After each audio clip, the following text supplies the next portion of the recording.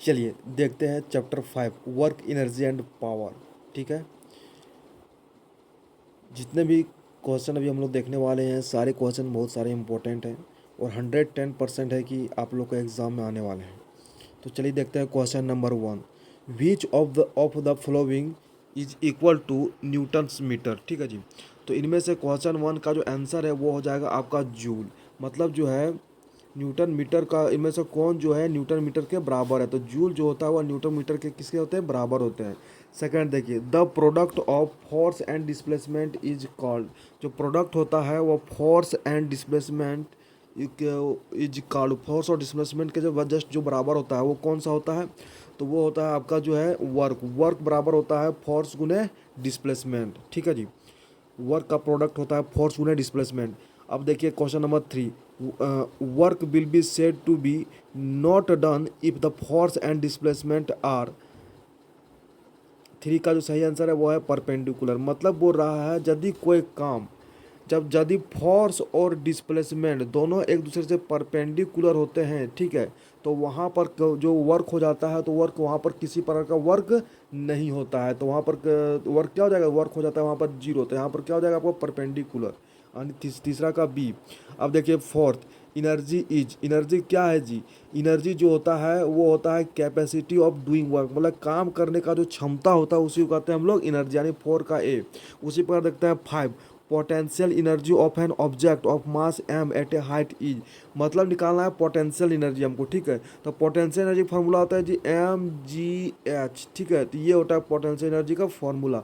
तो आपका सही आंसर 5 का हो जाएगा जी ए। ठीक है, उसी पर देखते हैं जी 6, out of the following which is not the unit of energy. इनमें से कौन है जो एनर्जी का यूनिट नहीं है। ठीक है जी, तो यहाँ पर 6 का जो सही आंसर हो जाएगा वो हो जाएगा किलोवाट। क्यों, क्योंकि जूल जो है आपका एनर्जी का यूनिट है, कैलोरी भी एनर्जी का यूनिट है और इलेक्ट्रॉन वोल्ट भी एनर्जी का यूनिट है। बट जो है किलोवाट जो होता है वह एनर्जी का यूनिट नहीं होता है। चलिए देखते हैं question number 7, joule is a unit of. Joule जो है किसका यूनिट होता है जी, वर्क एवं एनर्जी का। वर्क का भी यूनिट जूल है और एनर्जी का भी यूनिट क्या है जी, जूल है। तो 7 का सही आंसर हो जाएगा डी। अब देखते हैं 8, area under force displacement curve represent. मतलब फोर्स और जो डिस्प्लेसमेंट का जो कर्व वो कौन रिप्रेजेंट करता है, तो उसका रिप्रेजेंट करता है जी आपका वर्क डन। मतलब जो है फोर्स और डिस्प्लेसमेंट का जो एरिया कर्व होता है वो कौन रिप्रेजेंट करता है, वर्क डन रिप्रेजेंट करता है। यानी 8 का सही आंसर हो जाएगा डी। उसी प्रकार देखते हैं 9, the rate of doing work is called. मतलब काम करने का दर को हम लोग क्या कहते हैं, तो काम करने का दर को हम लोग कहते हैं पावर। यानी जो है 9 का बी।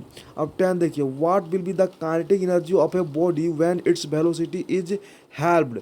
ठीक है जी, मतलब आपको काइनेटिक एनर्जी निकालना है कोई बॉडी का जब इसका वेलोसिटी क्या होता है, हैव नहीं हाफ होता है। जब इसका वेलोसिटी क्या होगा जी, हाफ। तो 10 का जो सही आंसर हो जाएगा वो हो जाएगा क्या, 1/4।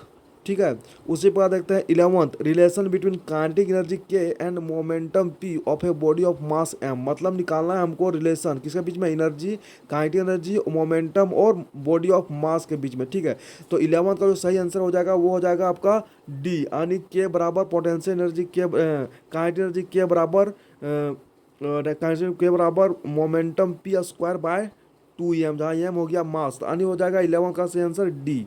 उसके बाद देखते हैं जो 12, which one of following is not a conservative force. इनमें से कौन है जो कंजर्वेटिव फोर्स नहीं है, तो यहाँ पर जो सही आंसर हो जाएगा आपका हो जाएगा फोर्स ऑफ फ्रिक्शन जो होता है वो कंजर्वेटिव फोर्स नहीं होता है। चलिए क्वेश्चन नंबर 13 देखते हैं, what will be kinetic energy of an object which its velocity is triple. मतलब जो है हमको काइनेटिक एनर्जी निकालना है कोई भी ऑब्जेक्ट का जब वेलोसिटी क्या होगा जी, ट्रिपल होता है। वैसे काइनेटिक एनर्जी के बराबर क्या होता है, 1/2 mv² होता है। ठीक है, तो यहाँ पर बोल रहा है कि अगर हमको किसी ऑब्जेक्ट का वेलोसिटी मेरा 3 गुना हो जाए, ठीक है, तो उसका काइनेटिक एनर्जी क्या होगा, तो उसका काइनेटिक एनर्जी क्या होगा जी, 3 का स्क्वायर कीजिएगा तो क्या होगा, 3 का स्क्वायर 9 आ जाएगा जी। ठीक है, तो हमको 13 का जो सही आंसर है वो हो जाएगा आपका 9 टाइम। ठीक है, अब देखिए 14। चलिए क्वेश्चन नंबर 14 देखते हैं। ठीक है जी, the commercial unit of energy. मतलब एनर्जी का कॉमर्शियल यूनिट क्या होता है जी, तो एनर्जी का जो कॉमर्शियल यूनिट होता है वो होता है आपका किलोवाट आवर, ठीक है, यानी सी। फिर देखते हैं जी 15, 1 किलो वाट आवर कितने बराबर होते हैं, तो 1 किलो वाट आवर जो बराबर होते हैं 3.6 किलो इंटू 10 के पावर 6 जूल, यानी जो है 15 का बी। फिर 16 देखते हैं, after perfect in elastic collision, मतलब जब इन इलास्टिक कोलिजन परफेक्टली रूप से कब होता है, जब बॉडी जो है अट्रैक्ट टुगेदर, जब दो बॉडी जो है एक दूसरे को अट्रैक्ट करता है जी, ठीक है, यानी 16 का बी।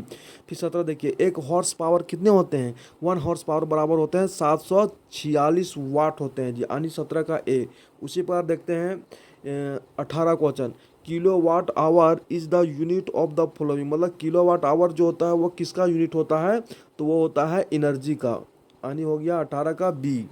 चलिए क्वेश्चन नंबर 19 देखते हैं, frictional force is, frictional force क्या होता है जी, कंजर्वेटिव होता है नॉन कंजर्वेटिव होता है, तो फ्रिक्शनल फोर्स जो होता है वो आपका नॉन कंजर्वेटिव होता है जी, ठीक है। उसी बाद देखते हैं 20, ठीक है, 20 क्या जी, watt is the smallest unit of power, power का जो सबसे छोटा यूनिट होता है उसको क्या कहते हैं जी, तो पावर का सबसे छोटा यूनिट यानी होता है मिली वाट। फिर देखते हैं अकेस, dimensional formula of spring constant is, मतलब स्प्रिंग कांस्टेंट का डायमेंशनल फार्मूला क्या होता है, तो वो होता है आपका M1L0T-2, यानी 21 का वो ए होता है जी। उसी प्रकार 22 देखिए, if the velocity of a body become double then its kinetic energy become, जब वेलोसिटी कोई बॉडी का जो है होता है डबल, मतलब अगर हम काइनेटिक एनर्जी के बराबर होता है 1/2 mv², ठीक है, अगर इसका वेलोसिटी को हम लोग डबल कर दें जी, ठीक है, यानी 2 कर दें तो कितना होगा 4 हो जाएगा जी, यानी आपका हो जाएगा 22 का सही आंसर हो जाएगा आपका 4 टाइम हो जाएगा जी, ठीक है। उसी प्रकार देखते हैं हम लोग 23, in uniform circular motion work done by the centripetal forces, मतलब यूनिफॉर्म सर्कुलर मोशन में जो वर्क डन बताइए, जो सेंट्रीपिटल फोर्स का वर्क डन क्या होता है, तो यूनिफॉर्म सर्कुलर फोर्स में होता है जी आपका 0। तो 24 देखिए, dimensional formula of kinetic energy, kinetic energy का डायमेंशनल फार्मूला क्या होता है, तो काइनेटिक एनर्जी डायमेंशनल फार्मूला होता है M1L²T-2, यानी 24 का हो जाएगा ए। उसी प्रकार देखते हैं जी 25, dimensional formula of potential energy, तो पोटेंशियल एनर्जी का डायमेंशनल, तो चलिए देखते हैं, डायमेंशनल फार्मूला पोटेंशियल एनर्जी होता है जी M1L²T-1, तो यानी डी होता है, ठीक है जी। 25 का क्या होता है, 25 का होगा डी। उसी प्रकार देखते हैं 26, dimensional formula of power is, मतलब पावर का डायमेंशनल फार्मूला होता है आपका M1L²T-3। उसी पर देखते हैं 27, what is the work done by the gravity when an object is lifted vertically, मतलब जो है वर्क डन, ग्रेविटी का हमको वर्क डन निकालना है जब कोई वो ऑब्जेक्ट जो है वो लिफ्ट होता है वर्टिकली यानी ऊपर की ओर, तो 27 का सही आंसर हो जाएगा जी आपका नेगेटिव, ठीक है, यानी C. Which of the following is a correct, इनमें से कौन सा है जो सही है 28 का, तो इनमें से सही है जी आपका ऑल ऑफ दीज, यानी वर्क डन बराबर या फिर कॉस थीटा, ये भी सही है जी, पोटेंशियल एनर्जी बराबर mgh, ये भी सही है, काइनेटिक एनर्जी बराबर 1/2 mv² होता है यहाँ पर जी, ये भी सही है, ठीक है। तो आपका यहाँ पर हो जाएगा ऑल ऑफ दीज। चलिए चैप्टर 6 देखते हैं, ग्रेविटेशन, ठीक है जी। तो ग्रेविटेशन में है chapter question number 1, Newton universal law of gravitational applied to, मतलब जो न्यूटन्स लॉ है यूनिवर्सल लॉ, वह किस पर हमेशा अप्लाइड होता है जी, तो वो होता है आपका both small and big body, मतलब कतनों भी छोटा रहे या कतनों भी बड़ा रहे, सभी पर जो है ग्रेविटेशनल जो है अप्लाई होता है जी, Newton universal law of gravitational जो है सभी में अप्लाई होता है, चाहे वो ऑब्जेक्ट कितना भी छोटा हो चाहे कितना भी बड़ा हो, ठीक है। अब चलिए क्वेश्चन नंबर 2 देखते हैं, तो आपका यहाँ पर हो जाएगा जी सी। उसमें क्वेश्चन नंबर 2 है जी, for a particle inside a uniform spherical shell the gravitational force on the particle is, मतलब जो है कोई पार्टिकल है जी जो किसी यूनिफॉर्म स्फेरिकल सेल के अंदर है, ठीक है जी, तो उसका ग्रेविटेशनल फोर्स क्या होगा जी, तो उसका ग्रेविटेशनल फोर्स हो जाएगा जी 0। उसी प्रकार देखते हैं जी third, the value of G vary with, मतलब जो वैल्यू है जी का, तो चलिए क्वेश्चन नंबर देखते हैं हम लोग third, the value of G vary with, जो वैल्यू है जी का यानी बड़ी जी का, क्या वो वेरी करता है जी, यानी वेरी मतलब बढ़ता है घटता है जी, नहीं, चाहे वो पहला है height above the earth surface, कितना भी हाइट रहे जी वहाँ पर कभी बड़ी जी का वैल्यू बढ़ता या घटता नहीं है जी, ये हमेशा जो है क्या रहता है, बड़ी जी का वैल्यू कांस्टेंट होता है जी, तो यहाँ पर 3 का सही आंसर हो जाएगा डी। उसी पर देखते हैं fourth, which law describe the orbits of planet around the sun, मतलब जो है सन जो है मतलब आपका जो है जितने भी प्लानेट है वो सन के चारों ओर घूमते हैं जी। इसने किसने डिस्क्राइब किया था? ये डिस्क्राइब किया था जी केपलर्स लॉ ने। आनी हो गया फोर्थ का सी। चलिए क्वेश्चन नंबर 5 देखते हैं। Dimensional formula for gravitational intensity, मतलब ग्रेविटेशनल इंटेंसिटी का डायमेंशनल फार्मूला क्या होता है? Lt-2। और उसी प्रकार देखते हैं हम जो 6, व्हाट इज ऐसा यूनिट ऑफ ग्रेविटेशनल कांस्टेंट जी, यानी बड़ी जी यानी ग्रेविटेशनल कांस्टेंट का ऐसा यूनिट क्या होता है जी? वो होता है nm² पर kg², यानी सी, 6 का सी। उसी प्रकार देखते हैं 7, gravitational potential at A distance r from a body जिसका मास m है। मतलब हमको ग्रेविटेशनल पोटेंशियल निकालना है जिसका डिस्टेंस r है जी, और फ्रॉम द बॉडी इसका मास क्या है जी? m है। तो चलिए 7 का जो सही आंसर हो जाएगा जी वो हो जाएगा आपका -gm/r, यानी सी जी। 8वां देखिए, in planetary motion the angular momentum conservation leads to the law of, मतलब जो हमको प्लानेटरी मोशन निकालना है जिसका एंगुलर मोमेंटम जो होता है वह conservation leads to law of. तो 8 का जो सही आंसर हो जाएगा जी वो हो जाएगा आपका बी, यानी एरिया। ठीक है जी। उसी बात देखते हैं 9, gravitational force between two object, मतलब दो ऑब्जेक्ट है। ठीक है जी। तो उसका आपको ग्रेविटेशनल फोर्स निकालना है। दो ऑब्जेक्ट है उसका आपको क्या निकालना है? ग्रेविटेशनल फोर्स निकालना है। ठीक है। तो दो ऑब्जेक्ट का जो ग्रेविटेशनल फोर्स क्या होगा? 9 का जो हो जाएगा 9 का हो जाएगा जी सी। ठीक है जी। उसी प्रकार देखते हैं 10, who formulated the law of universal gravitational. ठीक है जी। मतलब यूनिवर्सल ग्रेविटेशनल का जो फॉर्मूला है वो किसने फॉर्मुलेटेड किया था, किसने फॉर्मूला दिया था? ठीक है। तो 10 का सही आंसर हो जाएगा जी वो हो जाएगा न्यूटन, यानी सी। फिर देखते हैं question number 11, gravitational force is a, मतलब gravitational force is a dash force. Gravitational force में कौन सा फोर्स होता है? तो ग्रेविटेशनल फोर्स जो होता है वो होता है लॉन्ग रेंज फोर्स, यानी बी। उसी प्रकार देखते हैं जी 12, what is the value of the acceleration due to gravity G on the surface of the earth. मतलब हमको निकालना है जी acceleration due to gravity G on the surface of the earth. मतलब सरफेस ऑफ द अर्थ पर जो gravity का जो एक्सीलरेशन होता है वो क्या होता है जी? तो वो उसका वैल्यू होता है 9.8 मीटर पर सेकेंड स्क्वायर होता है, यानी 12 का सही आंसर हो जाएगा जी सी। देखते हैं जी हम लोग 13, the escape speed of a body depend upon mass H. मतलब जो है स्केप स्पॉट होते हैं, स्केप स्पीड जो होता है कोई बॉडी का, वह किस पर डिपेंड करता है? किसी मास पर। तो 13 का सही आंसर हो जाएगा जी m0, मतलब मास पर डिपेंड नहीं करता है जी। उसी प्रकार देखते हैं 14, what is the escape velocity of the earth. मतलब अब अर्थ का स्केप वेलोसिटी क्या होता है? अर्थ का स्केप वेलोसिटी होता है जी 11.2 किलोमीटर पर सेकेंड। फिर देखते हैं जी 15, Kepler's first law of planetary motion states that planets move in. मतलब Kepler's first law of planetary motion बोलता है कि जो हमारे जितने भी प्लानेट होते हैं वो अक्सर जो मूव करते हैं जी वो हमेशा इलिप्टिकल ऑर्बिट पर मूव करते हैं, यानी 15 का बी हो जाएगा। उसी प्रकार देखते हैं जी 16, in an elliptical orbit where is the sun located. मतलब इलिप्टिकल ऑर्बिट जो हम लोग का होता है जी, देखिए इस प्रकार का होता है। यहाँ पर सन कहाँ पर लोकेटेड होता है? इसका सर हमेशा जो तो होता है लोकेटेड कहाँ पर? फोकी पर लोकेटेड होता है जी। यानी जो है 16 का जो सही आंसर हो जाएगा वो हो जाएगा आपका 8 ऑफ द फॉकी, यानी 16 का हो जाएगा बी। चलिए क्वेश्चन नंबर देखते हैं 17, the weight of an object on the moon is approximately. मतलब जो है वेट होता है मून का अप्रॉक्सीमेटली क्या होता है जी? Dash of its weight of earth, मतलब अर्थ के तुलना में। तो हो जाएगा 17 का जो सही आंसर हो जाएगा वो हो जाएगा आपका 1/6 जी। फिर 18 देखिए, what is the SI unit of gravitational potential energy. मतलब ग्रेविटेशनल पोटेंशियल एनर्जी का एसआई यूनिट क्या होता है? तो वो होता है आपका जूल, यानी 18 का ए। फिर देखते हैं जी 19, the gravitational force act on a object is also known as. मतलब ग्रेविटेशनल फोर्स जो एक्ट होता है कोई वस्तु पर तो उसको हम लोग क्या कहते हैं? तो उसको हम लोग कहते हैं जी आपका वेट। ग्रेविटेशनल फोर्स जो किसी वस्तु पर तो उसको वेट कहते हैं जी, यानी वेट। और 20 देखिए, who proposed the 3 law of planetary motion. मतलब जो है 3 नियम जो है प्लानेटरी मोशन में किसने प्रपोज किया था जी? वो किसने? 20 का सी, यानी केपलर्स लॉ ने प्रपोज किया था। चलिए यहाँ पर क्वेश्चन नंबर 21 देखना है, what is the value of G at a point in space. मतलब जब कोई पॉइंट मेरा स्पेस में रहता है तो छोटी जी का वैल्यू क्या होता है? तो छोटी जी का वैल्यू हो जाएगा जी आपको 0, यानी ए।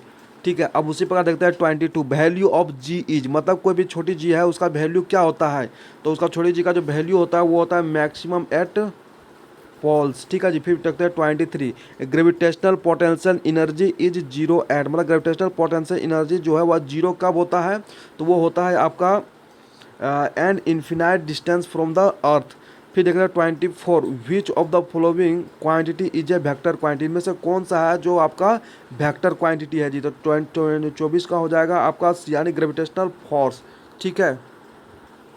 फिर देखते हैं जी 25, Kepler's third law is also known as, मतलब केपलर का जो तीसरा नियम होता है वो क्या कहता है, वो कहता है आपका कि लॉ ऑफ पीरियड, ठीक है जी। पीरियड के बारे में बताता है। पीरियड मतलब होता है जी जैसे जितने प्लानट उसमें राउंड करते हैं उसी को कहते हैं, अग्नि अक्ष को कहते हैं जी।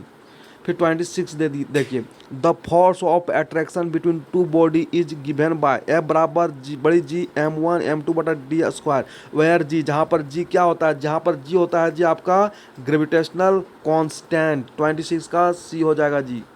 फिर देखिए 27, the dimension of the gravitational constant, मतलब ग्रेविटेशनल कांस्टेंट का डायमेंशन क्या होता है, ग्रेविटेशनल डायमेंशन होता है जी आपका m-1 L square L cube T-2 यानी जो है 27 का सी। फिर 28 देखिए, the expression of gravitational acceleration, मतलब ग्रेविटेशनल एक्सीलरेशन का जो एक्सप्रेशन होता है वो क्या होता है, छोटी जी बराबर जी एम बड़ी एम बटा आर स्क्वायर यानी जो है 28 का हो जाएगा डी। चलिए चैप्टर 7 देखते हैं, थर्मोडायनेमिक, ठीक है। तो चैप्टर 7 में वो क्वेश्चन नंबर 1 बोलता है कि internal energy of an isolated system is, मतलब इंटरनल एनर्जी बताइए कि आइसोलेटेड सिस्टम का, ठीक है। तो 1 का सही आंसर हो जाएगा जी आपका सी यानी रिमेन द सेम, ठीक है। फिर देखिए 2 नंबर, the zeroth law of thermodynamics leads to the concept of, ठीक है जी, मतलब जीरोथ लॉ जो थर्मोडायनेमिक्स वो किस कॉन्सेप्ट को लीड करता है। तो 22 का जो सही आंसर हो जाएगा वो हो जाएगा आपका डी यानी टेम्परेचर को जी, ठीक है। उसी प्रकार देखिए 3rd नंबर, first law of thermodynamics leads to, मतलब फर्स्ट लॉ जो है थर्मोडायनेमिक्स वह किसको लीड्स करता है जी।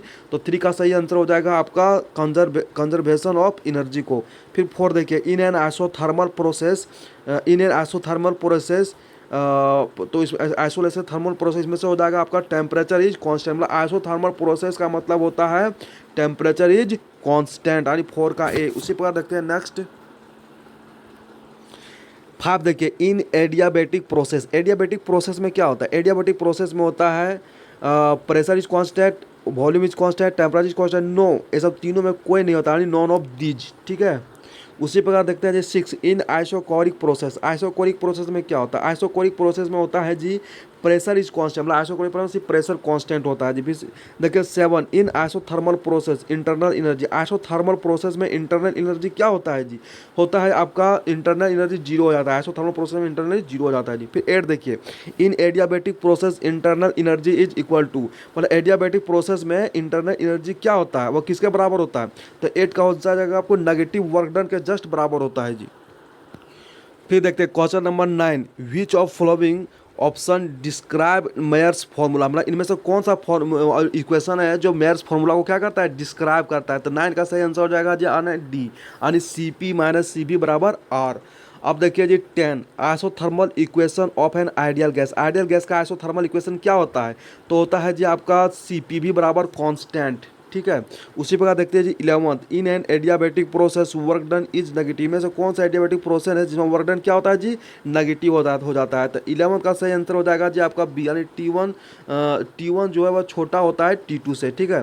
फिर देखिए 12, reversible process take place, reversible process जो है हमेशा लेता है वेरी स्लोली, ठीक है जी वेरी स्लोली।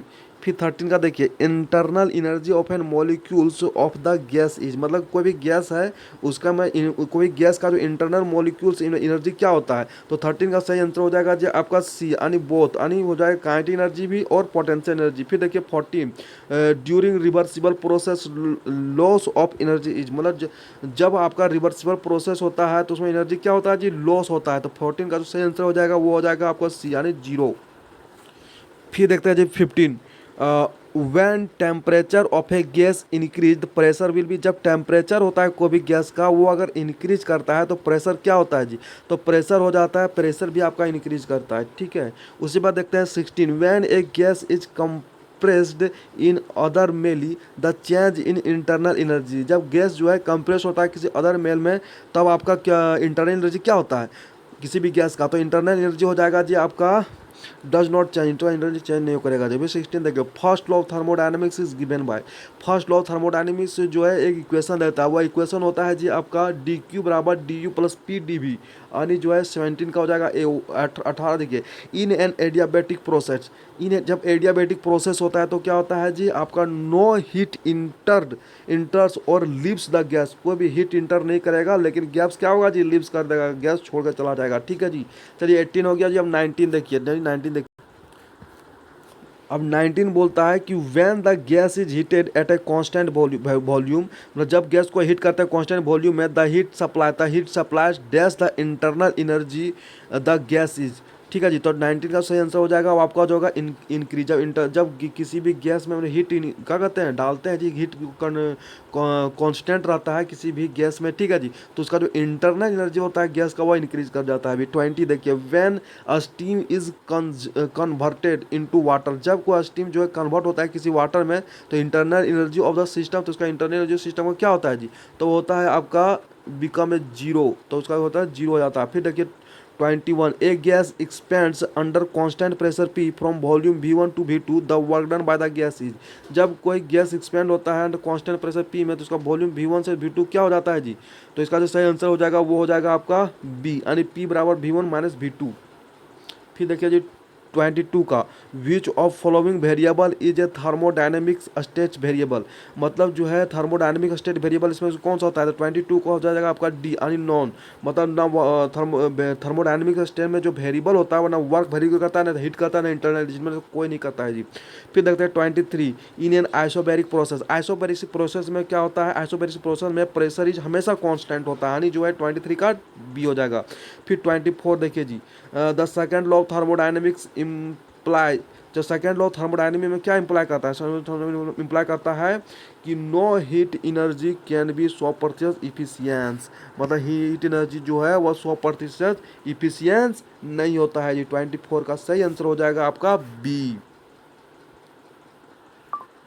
चलिए चैप्टर नंबर 8 देखते हैं, काइनेटिक थ्योरी ऑफ गैस। ठीक है जी, तो पहला क्वेश्चन बोल रहा है एस या unit of universal gas constant केज। ठीक है जी, तो 1 का सही आंसर हो जाएगा जूल पर मोल पर केल्विन, यानी 1 का हो जाएगा बी। ठीक है, उसी प्रकार देखते हैं 2, value of the universal gas constant is, मतलब यूनिवर्सल गैस कांस्टेंट का वैल्यू क्या होता है, तो यूनिवर्सल गैस कांस्टेंट का वैल्यू होता है जी 8.31 पर जूल पर मोल, यानी 2 का हो जाएगा 1। उसी प्रकार देखते हैं 3, average kinetic energy of the molecules of a gas is directly proportional to. ठीक है जी, average kinetic energy of a molecule gas directly proportional to, तो 3 का सही आंसर हो जाएगा जी आपका सी, यानी हो जाएगा टेम्परेचर। ठीक है जी, जब काइनेटिक एनर्जी, जब मॉलिक्यूल्स का किसी मॉलिक्यूल्स का टेम्परेचर बढ़ता है तो उसका काइनेटिक एनर्जी भी क्या होता है जी, वो डायरेक्टली प्रोपोर्शनल काइनेटिक एनर्जी भी बढ़ता है। फिर 4 देखिए, in monoatomic gas molecules degree of the freedom is, monoatomic gas में डिग्री ऑफ फ्रीडम जो होता है वो होता है जी आपका बी, यानी 3। फिर देखिए 5, the degree of freedom of A diatomic gas molecules, मतलब डिग्री ऑफ फ्रीडम जो होता है डायटोमिक गैस मॉलिक्यूल्स में जी वो होता है सी, यानी 5 का सी, 5 का सी यानी 5 हो जाता है जी। ठीक है, फिर देखते हैं question number 6, mean free path depend upon, mean free path जो है किस पर डिपेंड करता है जी, तो वो डिपेंड करता है आपका absolute temperature of the gas और प्रेशर ऑफ द गैस, मतलब दोनों पर, बोथ यानी दोनों पर जी। ठीक है, तो यानी सी हो जाएगा जी। फिर देखते हैं 7, one which factor does the average kinetic energy of a gas molecules depend. ठीक है जी, मतलब इनमें से कौन सा फैक्टर इसमें गैस मॉलिक्यूल्स डिपेंड करता है जी, तो इनका सही आंसर हो जाएगा वॉल्यूम पर जो है गैस मॉलिक्यूल डिपेंड करता है जी। फिर देखिए 8, what is the average velocity of A molecules of an ideal gas, मतलब कोई भी आइडियल गैस में जो एवरेज वेलोसिटी होता है कोई मॉलिक्यूल से वह क्या होता है जी, तो 8 का सही आंसर हो जाएगा जी डी, यानी 0 होता है जी। ठीक है, उसी प्रकार देखते हैं 9, एट बॉयल्स टेम्परेचर, जब बॉयल्स टेम्परेचर के समय क्या होता है, तो 9 का हो जाएगा जी आपका सही आंसर बी, यानी वैन वाल इक्वेशन होता है, बॉयल्स टेम्परेचर जो है वैन वाल इक्वेशन से डिपेंड करता है जी, यानी 9 का हो जाएगा बी। ठीक है जी, फिर 10 देखिए, 10 बोलता है एक gas behaves as an ideal gas at, मतलब एक गैस और बिहेव करेगा आइडियल गैस में तब होता है 10 का सही आंसर क्या होगा जी बी, यानी low pressure and high temperature, यानी हो जाएगा 10 का बी। उसी प्रकार उसी प्रकार देखते हैं जी question number 11, the degree of freedom of a triatomic gas is, ठीक है जी, मतलब degree of freedom of a triatomic gas, triatomic gas में डिग्री ऑफ फ्रीडम क्या होता है जी, तो 11 का सही आंसर हो जाएगा जी आपका डी, बोथ ए और सी, ए यानी 3 और सी यानी 7, ठीक है जी। उसी प्रकार देखते हैं 12, random motion of a gas particle in air is termed as, तो 12 का सही आंसर हो जाएगा जी आपका बी, ब्राउनियन मोशन, ठीक है जी। उसी प्रकार देखते हैं third, boiling point of A water, मतलब वाटर का जो बॉइलिंग पॉइंट होता है वो क्या होता है जी, तो वो होता है आपका 100 डिग्री सेल्सियस यानी सी। फिर देखते हैं जो 14, Brownian motion was discovered by the scientist, मतलब ब्राउनियन मोशन को किसने डिस्कवर किया था, तो 14 का जो सही आंसर हो जाएगा जी वो हो जाएगा आपका रॉबर्ट ब्राउन ने, ठीक है। आप 15 देखिए, if car tyres are hot, अगर कोई कार का टायर वो हॉट होता है, गर्म होता है, तो pressure of gas molecules in them would be, तो 15 का सही आंसर हो जाएगा जी आपका ए यानी हाई हो जाएगा जी, ठीक है जी। 16 देखिए, इफ़ वी इंक्रीज प्रेशर, अगर हम लोग जो है प्रेशर को इंक्रीज करते हैं तो वॉल्यूम ऑफ गैस वुड, तो वॉल्यूम ऑफ गैस क्या हो जाता है जी, तो वॉल्यूम ऑफ गैस भी हो जाता है आपका डिक्रीज हो जाएगा जी, अगर हम लोग प्रेशर इंक्रीज करेंगे तो वॉल्यूम को कोई भी गैस का क्या होगा, डिक्रीज करेगा, यानी 16 का बी। फिर देखिए 17 का जो सही आंसर है, 17 का सही आंसर है 17, state of matter that has strongest intermolecular force of attraction is, मतलब जो है stronger intermolecular force of attraction किस पर होता है जी, तो 17 का हो जाएगा सही आंसर ए, यानी सॉलिड में जो है मॉलिक्यूल्स का जो अट्रैक्शन फोर्स होता है वो सबसे अधिक होता है जी। फिर 18 देखते हैं, movement of the particle in liquid and gas is observed at, मतलब ठीक है, मतलब कोई पार्टिकल है, movement of particle in liquid and gas is observed as, ठीक है जी, मतलब मूवमेंट निकाला है कोई पार्टिकल किस में जी, लिक्विड एंड गैस में, ठीक है, तो हम लोग इसमें ऑब्जर्व करते हैं कि ब्रोमनियन मोशन को हम लोग ऑब्जर्व करते हैं जी, ब्रोमनियन मोशन के माध्यम से ही किसी भी गैस या लिक्विड में पार्टिकल जो है मूवमेंट करता है। फिर 19 देखिए, close packing of particle in solids in, close packing जो होता है कोई पार्टिकल इन सॉलिड में वो क्या होता है जी, 19 का हो जाएगा आपका हाई डेंसिटी होता है, ठीक है जी, मतलब किसी भी सॉलिड में जो मतलब पार्टिकल का जो पैकेजिंग होता है वो हाई डेंसिटी में होता है जी। फिर देखते हैं जी 20, state of matter that has high volume is, मतलब किसी भी स्टेट ऑफ मैटर में जो हाई वॉल्यूम होता है किस में होता है जी, 20 का सही आंसर हो जाएगा सी यानी गैस में, ठीक है। उसी प्रकार देखिए 21, the specific heat of A substance at its boiling point और मेल्टिंग पॉइंट, मतलब स्पेसिफिक हीट निकालना है कोई भी सबस्टांस का कब, जब बॉइलिंग पॉइंट होता है और मेल्टिंग पॉइंट होता है। 21 का जो सही आंसर हो जाएगा जी आपका हो जाएगा इन्फिनाइट हो जाएगा जी, ठीक है। फिर देखिए 22, the specific heat of a gas in A isothermal process, isothermal process में स्पेसिफिक हीट निकालना है कोई भी गैस का, तो हो जाएगा जी आपका सही आंसर इन्फिनाइट हो जाएगा जी, ठीक है जी। 23 देखिए, how many molecules are in 1 mole of substance, मतलब 1 मोल ऑफ सबस्टांस में कितने मॉलिक्यूल्स होते हैं, तो 23 का हो जाएगा आपका 6.022 गुने 10 के पावर 23 मॉलिक्यूल्स होते हैं जी 1 मोल ऑफ सबस्टांस में। 24 देखिए, which the increase of the temperature Brownian motion, मतलब जो है ब्रोमनियन मोशन में जो इंक्रीज होता है टेम्परेचर में, तो इसमें क्या होता है, तो इसमें जो है टेम्परेचर अगर इंक्रीज करता है तो ब्रोमनियन मोशन भी क्या होगा जी, वो भी इंक्रीज करेगा, 24 का ए हो जाएगा। फिर 25 देखिए, with the increase in viscosity Brownian motion, मतलब ब्रोमनियन मोशन में जो है अगर इंक्रीज होता है विस्कोसिटी तो ब्रोमनियन मोशन क्या होगा जी, तो ब्रोमनियन मोशन हो जाएगा डिक्रीज, मतलब जो है ब्रोमनियन मोशन मतलब जो पार्टिकल का मोशन क्या हो जाएगा वो डिक्रीज हो जाएगा जब विस्कोसिटी इंक्रीज होगा थी। विस्कोसिटी मतलब तो गाढ़ा होता है, इसका एग्जांपल होता है जी जैसे हो गया आपका हनी हो गया ये सब। चलिए क्वेश्चन नंबर 26 देखते हैं, when the density of the medium decrease the Brownian motion, अगर किसी भी मीडियम का डेंसिटी जो है डिक्रीज होता है तो ब्रोमनियन मोशन क्या हो जाता है जी, तो ब्रोमनियन मोशन हो जाता है इंक्रीज यानी बीजी। फिर 27 देखिए, the energy of each atom of metal is equal to, किसी भी एटम है जी उसका एनर्जी ऑफ मेटल का क्या होता है वो किसके बराबर होता है, energy of each atom of metal is equal to, तो 27 का सही आंसर हो जाएगा जी बी यानी 3 kT, ठीक है जी। उसके बाद देखते 28, Boyle's law is applicable for an, मतलब बॉयल्स लॉ जो होता है वो अक्सर एप्लीकेबल होता है जी किस पर, आइसोथर्मल प्रोसेस पर, ठीक है, तो 28 का बी हो जाता है।